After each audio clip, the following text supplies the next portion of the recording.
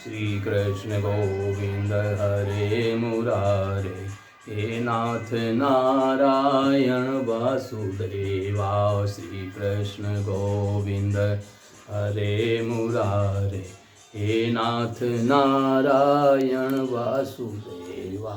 श्री कृष्ण गोविंद हरे मुरारे, हे नाथ नारायण वासुदेवा। हे नाथ नारायण वासुदेवा, हे नाथ नारायण वासुदेवा, हे नाथ नारायण वासुदेवा, हे नाथ नारायण वासुदेवा।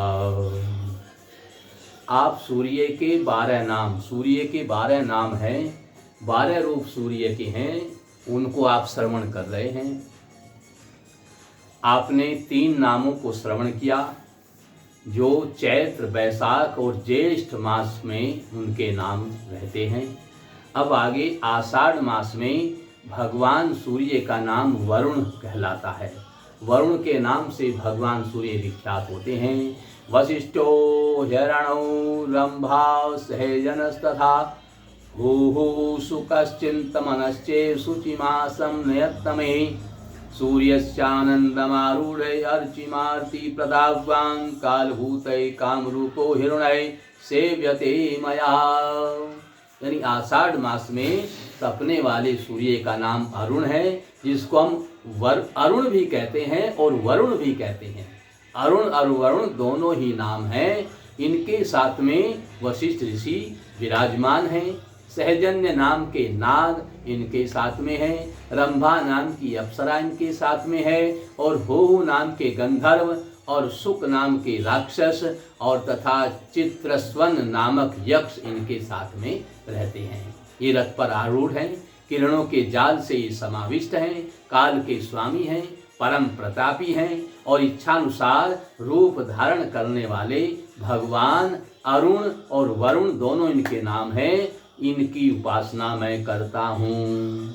वरुण आदित्य जो है ये 5000 किरणों से तपते हैं और इनका वर्ण श्याम वर्ण है। ये भगवान सूर्य सबकी मनोकामना पूर्ण करते हैं। ये भगवान सूर्य इनके जो उपासना करता है, वरुण आदित्य के जो उपासना करता है, और आषाढ़ मास में तो विशेष फलदायी होते हैं। इनकी उपासना करने से आपके यहाँ अन्न की कमी नहीं रहेगी, आप कभी भूख से पीड़ित नहीं होंगे, आपके यहाँ धन धान्य अन्न धन की कभी कमी नहीं रहेगी। अन्न धन को देने वाले ये भगवान वरुण हैं। वरुण आदित्य भगवान वरुण अन्न धन को देने वाले हैं। कभी भी इनकी पूजा उपासना करने से अन्न की कमी नहीं रहती है। एक बार की बात है कि अत्याचारी दुर्योधन ने छल पूर्वक पांडवों का राज्य हरण कर लिया। राज्य का सब कुछ हरण कर लिया। उनको जंगल में जाकर के रहना पड़ा। वे महाबली 5 पांडव वन वन में भटकने के लिए बाध्य हो गए, मजबूर हो गए। उनको वन वन में भटकना पड़ा। अपने पतियों के इस दारुण कलेश से द्रौपदी को बड़ी पीड़ा हुई, क्योंकि जो पतिव्रता स्त्री है वो अपने पति की पीड़ा को सहन नहीं कर सकती। जो सती स्त्री है अपने पति का कभी अपमान सहन नहीं कर सकती। जो पतिव्रता स्त्री है, जो सती स्त्री है, कभी भी अपने पति को नीचा नहीं दिखा सकती, क्योंकि वो सती स्त्री है। पति उसका स्वामी है, पति उसका भगवान है। उसको स्त्री योनि से छूटना है, इसलिए वो कभी भी पति का अपमान नहीं करती है और न ही सहन करती है। और इस प्रकार से द्रौपदी भी 5 पांडवों को जब इस प्रकार से उसने वन वन में भटकते हुए कलेशित देखा तो इसको सहन नहीं कर सकी। बड़ी ही दुखी हुई, उसको बड़ी पीड़ा हुई और उसने देखा कि मेरे 5 पति वन वन में भूखे प्यासे भटक रहे हैं। इनको कभी समय पर भोजन भी नहीं मिलता है, पत्ते खा करके जल पी करके जीवन यापन कर रहे हैं। 5 पांडव गंधर्वों की संतान हैं, उसके बावजूद भी ये वन वन वन में भटकते फिर रहे हैं। क्या पीड़ा है, ऐसा क्या कर्म किया जिस कर्म के कारण वन वन में भटक करके हमें बड़ी पीड़ा भोगनी पड़ रही है। द्रौपदी को, क्योंकि सती स्त्री है, उसको अपनी पीड़ा नहीं पता है, केवल अपने पतियों की पीड़ा को देख करके उसको बड़ा दुख हुआ। तो द्रौपदी ने दुर्वासा ऋषि को प्रसन्न किया। दुर्वासा ऋषि को प्रसन्न करके उन्होंने उनसे पूछा कि मुझे क्या करना चाहिए। दुर्वासा ऋषि ने प्रसन्न होकर के द्रौपदी से कहा कि तुम भगवान वरुणादित्य का उपासना करो। काशी जी में जाकर के जो भगवान वरुण आदित्य की उपासना करता है, वरुण नाम के भगवान सूर्य की उपासना करता है, उसके पास कभी अन्न की कमी नहीं रहती है, उसको वन वन में भटकना नहीं पड़ता है, उसको सब कुछ प्राप्त हो जाता है। इस प्रकार से कह करके दुर्वासा ऋषि तो वहां से चले गए और द्रौपदी ने दुर्वासा ऋषि की बात पर विश्वास करके उसने भूख प्यास के महान कष्ट से मुक्ति पाने के लिए भगवान सूर्य की मनोयोग पूर्वक यानी बड़ी श्रद्धा के अनुसार, बड़ी श्रद्धा भक्ति से उनकी उपासना की। काशी में जाकर के द्रौपदी ने भगवान वरुणादित्य की उपासना जब की तो उनकी कठोर उपासना से प्रसन्न होकर के, द्रौपदी की आराधना से प्रसन्न होकर के भगवान सूर्य अंशुमाली के रूप में प्रकट हुए और उसने द्रौपदी से कहा कि मैं तुम्हारी तपस्या से बड़ा प्रसन्न हूँ, तुम जो चाहो वरदान मांग लो। तो इस प्रकार से जब भगवान सूर्य अंशुमाली रूप में जो आए हैं, उन्होंने जब इस प्रकार कहा तो द्रौपदी बड़ी प्रसन्न हुई और द्रौपदी ने कहा, आओ प्रभु, यदि आप मुझ पर प्रसन्न हैं तो इस विपत्ति काल में हमारे भोजन की समस्या का समाधान करें। मैं अपने पतियों को भूखा प्यासा नहीं देख सकती, इसलिए आप हमारे केवल भोजन की समस्या का कोई समाधान दूर करें, इससे मेरे पति भूखे ना मरें। भगवान सूर्य ने द्रौपदी की इस बात को सुनकर के बड़ी प्रसन्नता पूर्वक उनको एक कलछी दी और एक का ढक्कन दिया और एक बटलोई दी और भगवान सूर्य ने कहा कि इस बटलोई में, इस कड़छी से एक ढक्कन रख कर के आप इस पर रखोगी, जो भी भोजन बनाओगी, चाहे आप जितने भी आदमियों को, लाखों करोड़ों को भोजन कराओ, ये भोजन समाप्त नहीं होगा, लेकिन तुम्हारे भोजन करने के बाद ये बटलोई खाली हो जाएगी। इसलिए तुम्हें ध्यान रखना है, जब तक तुम सबको भोजन न करा लो तब तक भोजन नहीं करना चाहिए। वैसे भी घर में माताएं जो भोजन बनाती हैं, जब सब लोग भोजन न कर लें तब तक उन माता को भोजन नहीं करना चाहिए। वे माता पहले भोजन करती हैं तो रसोई में भूत वासा आ जाता है, और यदि वो सबसे बाद में भोजन करती हैं तो उनके यहाँ धन की कोई कमी नहीं रहती है। इसलिए सभी माताओं को रसोई में जो भोजन बनाती हैं, सबको भोजन कराने के बाद ही भोजन करना चाहिए, तो घर में अन्न धन की कभी कोई कमी नहीं रहेगी। भगवान सूर्य ने बटलोई दे करके द्रौपदी को समझा दिया और वहां से अंतर ध्यान हो गए।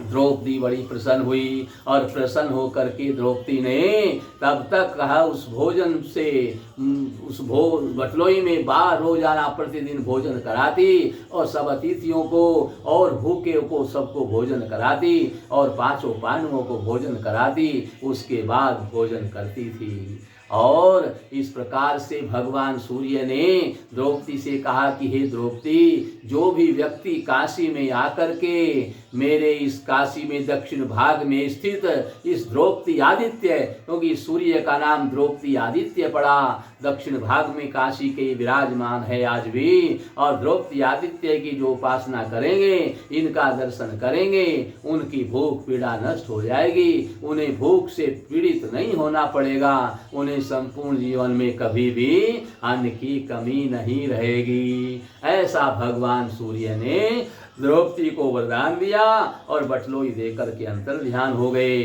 दुष्ट दुर्योधन जब भगवान सूर्य द्वारा द्रौपदी को प्राप्त हुई अक्षय पात्र की बात जब दुर्योधन ने सुनी तो उसकी बड़ी पीड़ा हुई, तो उसने पांडवों को दुखी करने के लिए एक नया उपाय सोचा।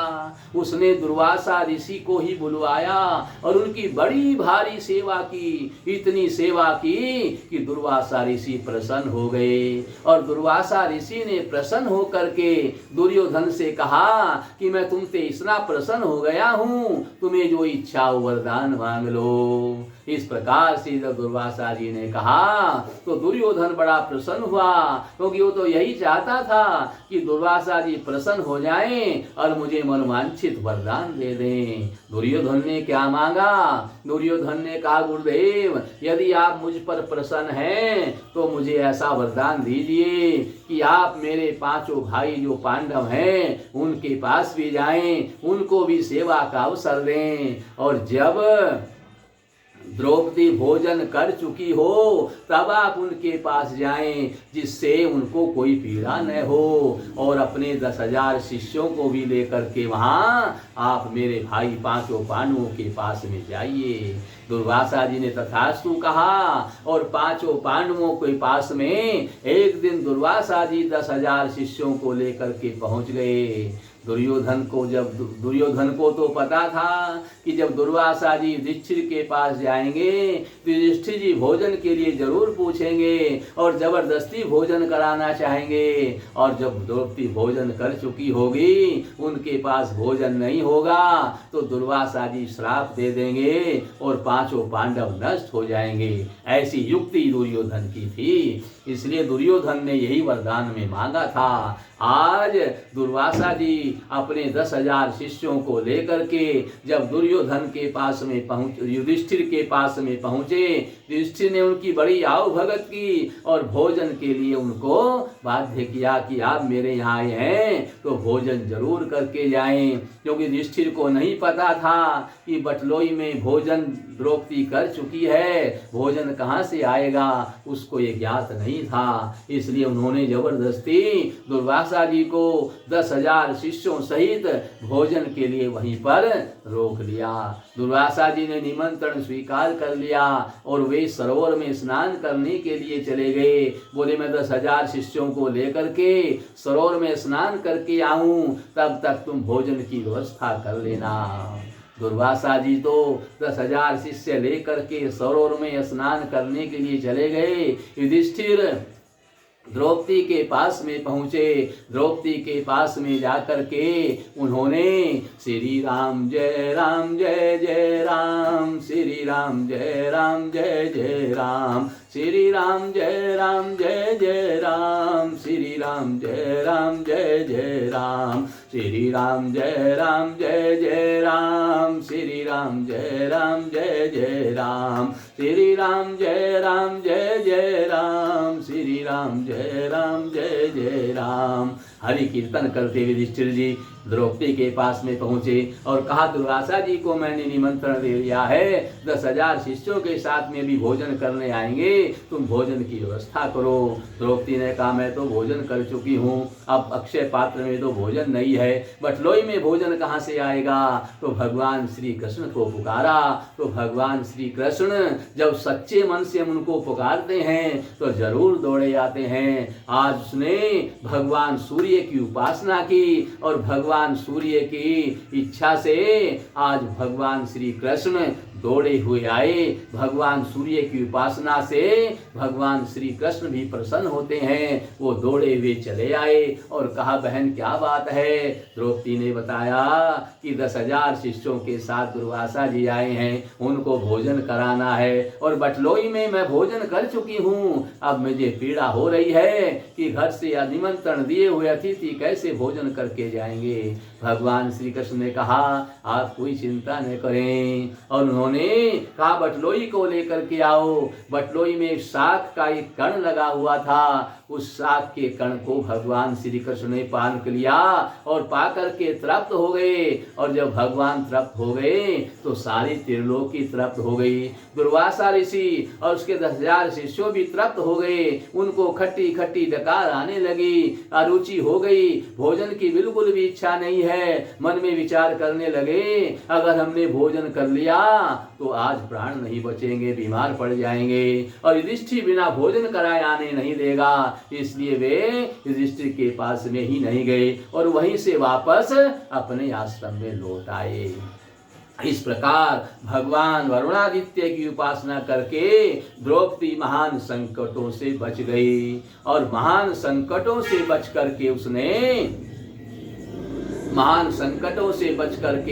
उसने अपने आप को और अपने पांचों पतियों को सुखी किया। इसी प्रकार से आप भी भगवान वरुणादित्य की उपासना करके काशी जी में जाकर के अपने सभी मनोरथ पूर्ण कर सकते हैं। और वरुणादित्य की उपासना बड़ी ही महत्वपूर्ण है। काशी के दक्षिण भाग में मंदिर स्थित है। इस मंदिर में जाकर के वरुणादित्य की उपासना करके आप अपने मनोरथ पूर्ण कर सकते हैं। आषाढ़ मास में पूजा करने से विशेष लाभ होता है।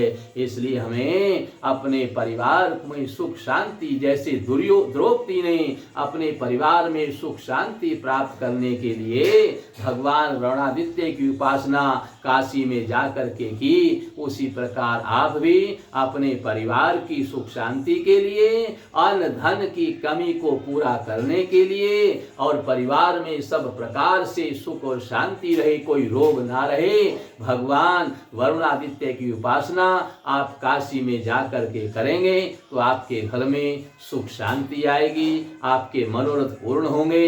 इस प्रकार से हमें भगवान सूर्य की उपासना करनी चाहिए। भगवान सूर्य 12 नामों से 12 महीनों में अलग अलग नाम से इस पृथ्वी पर वो रोशनी करते हैं, प्रकाश करते हैं, पूरी सृष्टि को प्रकाशित करते हैं और हर महीने में उनके अलग अलग नाम होते हैं। ये आषाढ़ मास में उनका नाम वरुण होता है। वरुण को अरुण भी कहते हैं, लेकिन इनका वर्ण श्याम होता है। आषाढ़ मास में भगवान सूर्य श्याम वर्ण के होते हैं और ये 5000 किरणों से तपते हैं। इनकी उपासना करके आप अपने घर में सुख और शांति प्रदान करके आप अपने और अपने परिवार को सुखी रख सकते हैं। यह समस्त रोगों का शमन करता है। परिवार में, घर में किसी को कोई भी रोग है तो काशी में जाकर के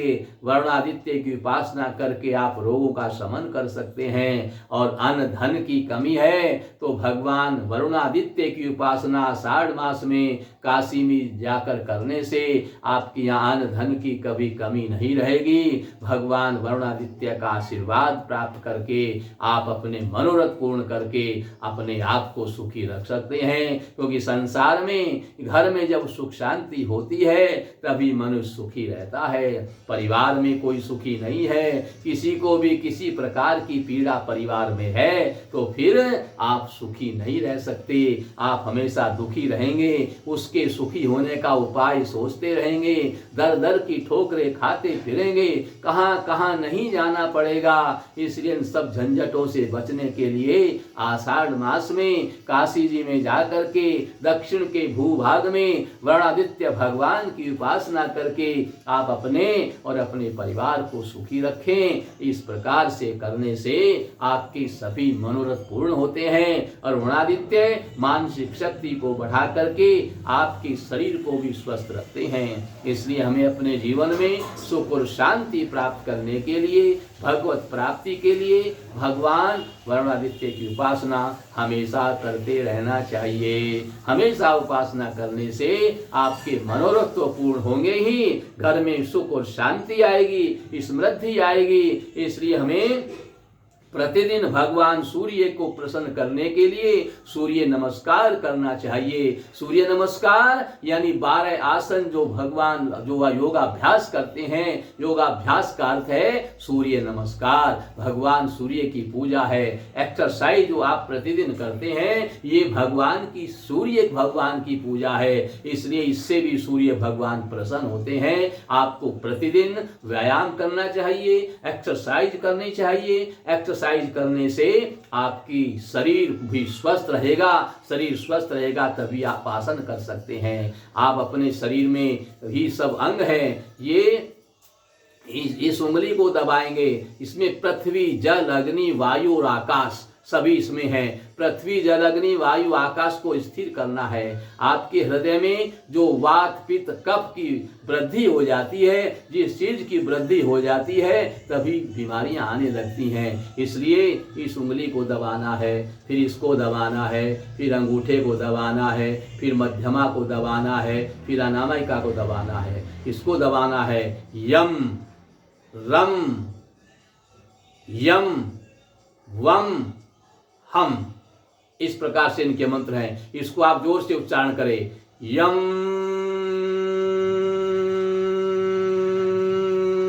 तो दबाएंगे, जब इसको दबाएंगे आपके शरीर में भी वायु विब्रेशन होने लगेगा। तो इसको जो है आप 11 बार दोनों हाथों में करें तो आपका शरीर स्वस्थ रहेगा।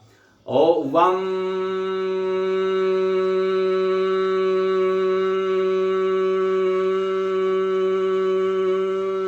यम, इसी प्रकार से वम रम यम वम हम। फिर इस दूसरे हाथ में करें, दोनों हाथों में करें। और फिर ये जो ओम, इसमें ही ओम है, छठा ओम है। ओम,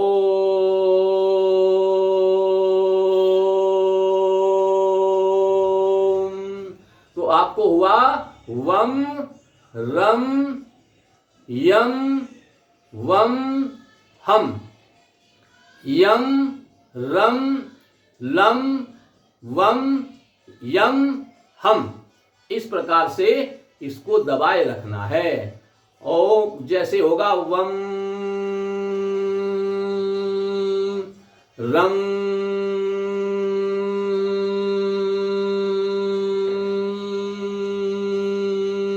यम लम हम। इस प्रकार से आप फिर ओम